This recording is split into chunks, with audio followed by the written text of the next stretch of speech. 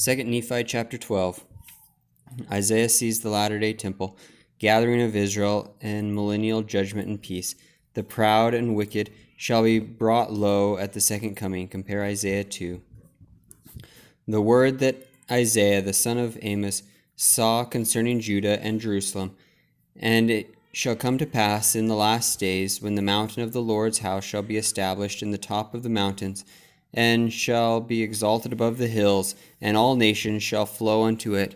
And many people shall go and say, Come ye, and let us go up to the mountain of the Lord, to the house of the God of Jacob, and he will teach us of his ways, and we will walk in his paths. For out of Zion shall go forth the law, and the word of the Lord from Jerusalem.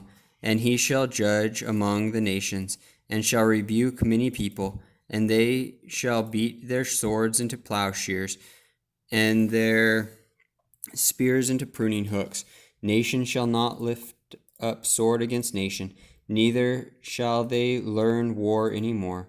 O house of Jacob, come ye, and let us walk in the light of the Lord. Yea, come, for ye have all gone astray, every one to his wicked ways. Therefore, O Lord, thou hast forsaken thy people, the house of Jacob, because they have replenished from the east, and hearken unto soothsayers, like the Philistines, and they please themselves in the children of strangers. Their land also is full of silver and gold, neither is there any end of their treasures. Their land is also full of horses, neither is there any end of their chariots.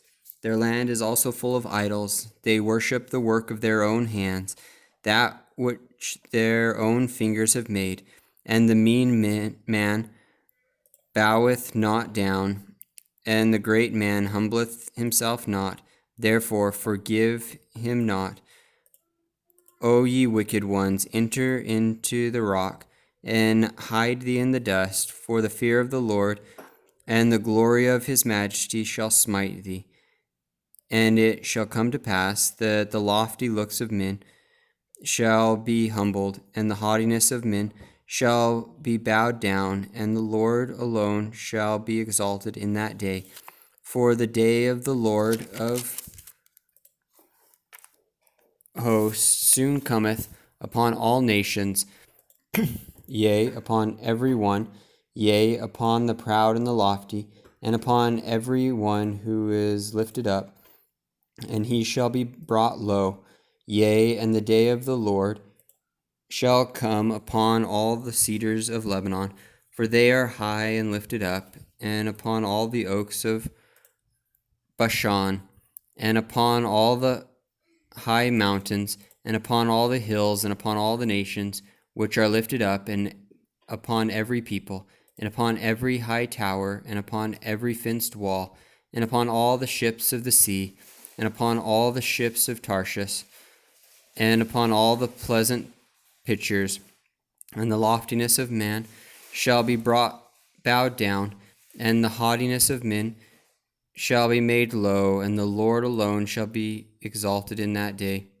And the idols he shall utterly abolish, and they shall go into the holes of the rocks, and into the caves of the earth, for the fear of the Lord shall come upon them, and the glory of his majesty shall smite them, when he ariseth to shake terribly the earth.